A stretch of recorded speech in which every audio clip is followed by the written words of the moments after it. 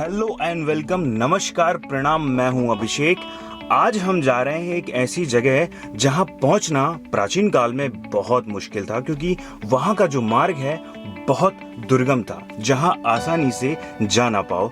इसलिए इस जगह का नाम पड़ा जनापाव। जी हाँ, आपने कई पौराणिक कथाओं में पढ़ा होगा, सुना होगा भगवान परशुराम के बारे में, जो 7 चिरंजीवियों में से एक हैं। ये भूमि, ये जगह, ये आश्रम उन्हीं की जन्मस्थली है। तो आइए मेरे साथ सैर कीजिए, भ्रमण कीजिए इस रमणीय स्थल का और यहाँ के आसपास के पहाड़ी वन का। चलिए।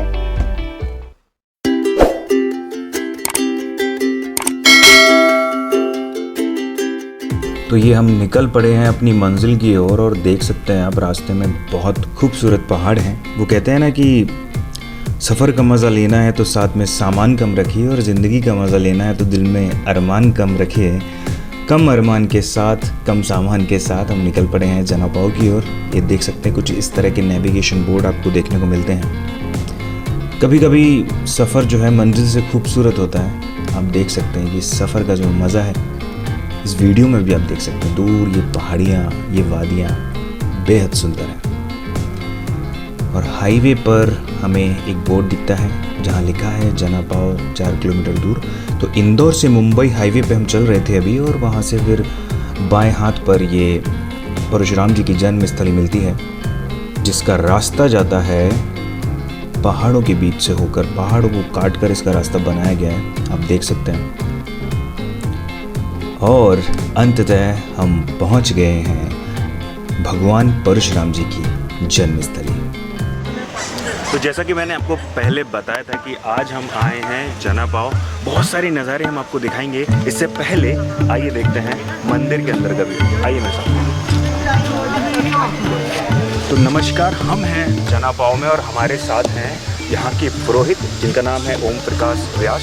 आइए इनसे जानते हैं इस जगह के बारे में कि किस लिए ये इतनी प्रसिद्ध है, किसका आश्रम है, थोड़ी बहुत जानकारी आइए देते हैं पंडित जी से। तो ओम प्रकाश व्यास जी, आप कुछ बता रहे थे हमें, तो इसके बारे में आप।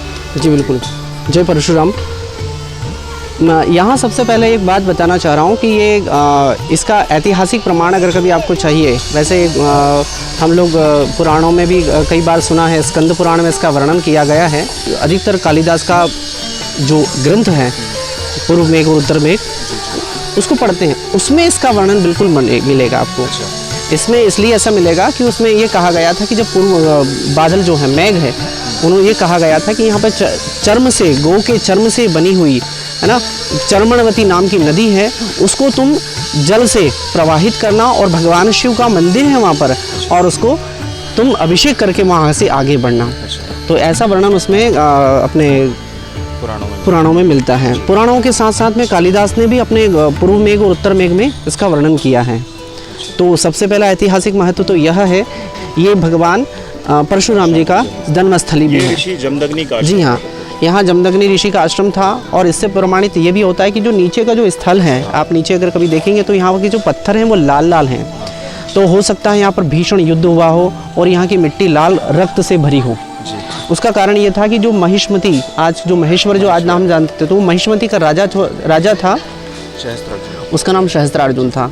किंतु ये उस समय की बात है, सतयुग के समय की बात है। तो इसके पुख्ता प्रमाण ऐसे नहीं मिलेंगे कि यहाँ पर कोई मंदिर बना हो या किसी का स्थल बना हो, क्योंकि एक कालक्रम में पत्थर तक, इतना बड़ा मोटा पत्थर भी वो कई समय में ख़त्म हो जाता है। तो आप स्वाभाविक समझ सकते हैं कि उसका इतना प्रमाण नहीं मिलेगा। लेकिन हाँ, ये ज़रूर है कि कई ग्रंथों में और कई पुराणों में इसका वर्णन किया गया। जैसे कुंड का है तो इसका नवग्रह कुंड कहा जाता है। इसकी एक विशेषता यह है कि ये जो कुंड है, इस कुंड में जो भी व्यक्ति, जिसको बाहर वादा है या कह सकते हैं उसको अननेचुरल पावर जो है, नेचुरल पावर ऐसा जो है कि आप कह सकते हैं स्पिरिचुअल लेवल जिनका बिल्कुल लो है, और जो किसी दूसरी पीड़ित आत्मा से पीड़ित हैं, तो जैसे ही वो स्नान करता है तो उसके अंदर वो आत्मा प्रवेश कर जाती है। जी हाँ, इसका कुछ पौराणिक बहुत भी महत्व है कि बिल्कुल। अब ये जल जो है, इस जल की एक खासियत ये थी कि इस जल को कभी भी पियो तो आपको है ना, इसमें कोई बीमारी नहीं होगी आपको, जबकि ऐसा दूषित जल पीने से आदमी बीमार हो जाता है।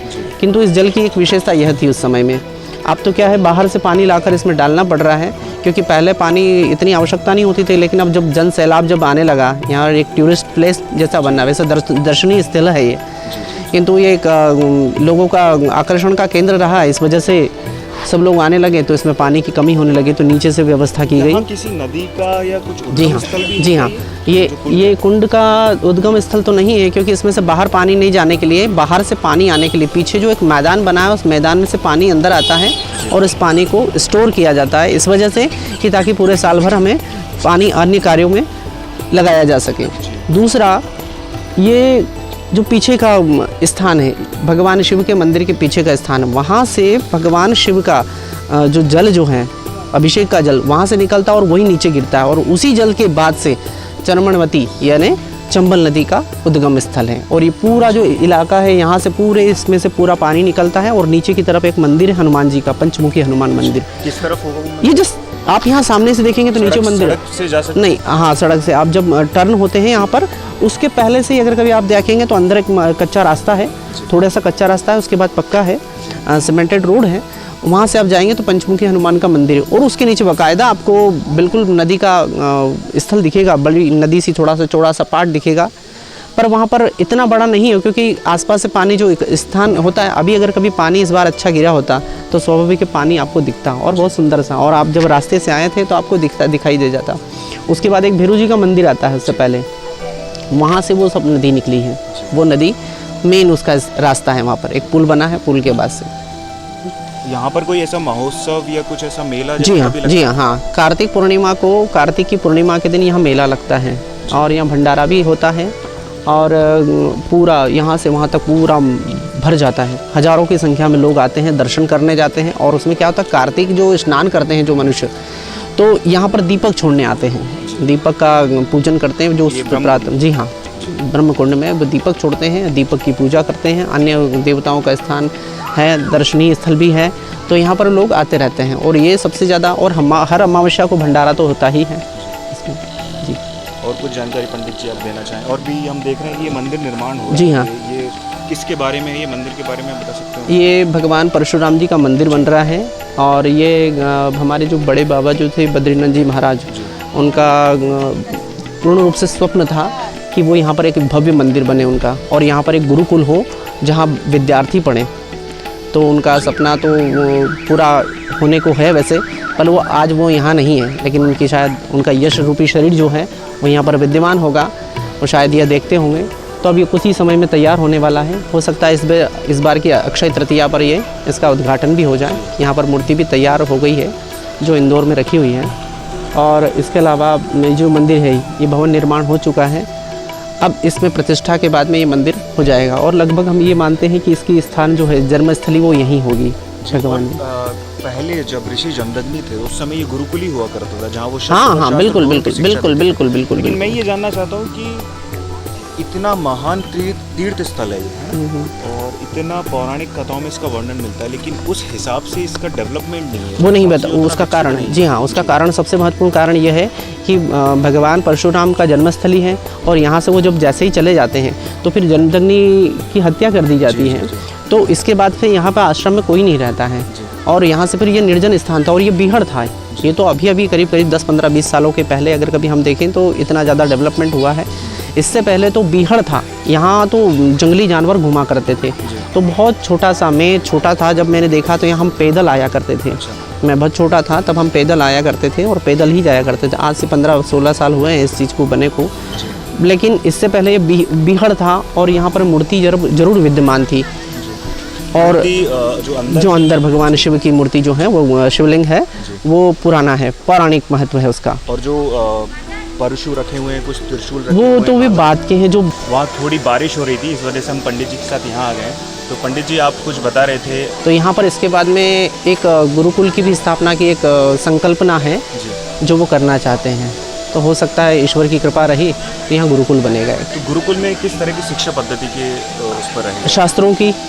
शास्त्रों की दी जाएगी यहाँ पर सभी बच्चों को, और दूसरा जो आज को आधुनिक शिक्षा जो है उसको भी इसमें सम्मिलित किया जाएगा, ताकि बच्चा आने वाले जो छात्र विद्यार्थी जो भी हैं वो इन चीज़ों से वंचित न रहें। इसके लिए उनको वो भी शिक्षा दी जाएगी। तो ये अभी इसका कुछ प्रस्ताव पास हुआ है या सिर्फ अभी प्रस्ताव तो है इसका। जब तक ये मंदिर जब तक नहीं बन जाता तब तक इसके अगली जो बातें हैं वो नहीं कर सकते, क्योंकि वैसे तो भवन वगैरह तैयार हैं। पीछे आप देखेंगे तो यहाँ भवन जो है वो पूरा कंप्लीट बना हुआ, पीछे आप देखिएगा तो ये पूरा एक हॉल बना हुआ है। तो इसके अंदर कमरे बने हुए हैं, तो स्वाभाविक है 10-10, 15-15 विद्यार्थी को रहने के लिए व्यवस्था है, ऐसी आवश्यकता नहीं है। किंतु मंदिर का निर्माण जो है नागर शैली के आधार पर बिल्कुल जी हाँ बिल्कुल नागर शैली में भी जो भगवान राम का मंदिर बन रहा है जी वो भी जी नागर शैली बिल्कुल बन रहा है।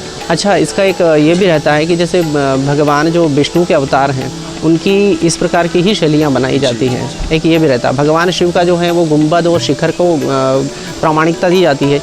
ऐसा शिखर भगवान शिव जो विष्णु के जितने भी अवतार हैं उनमें ये इनका प्रमाण ऐसा दिया जाता है, ऐसा ही बनाया जाता है।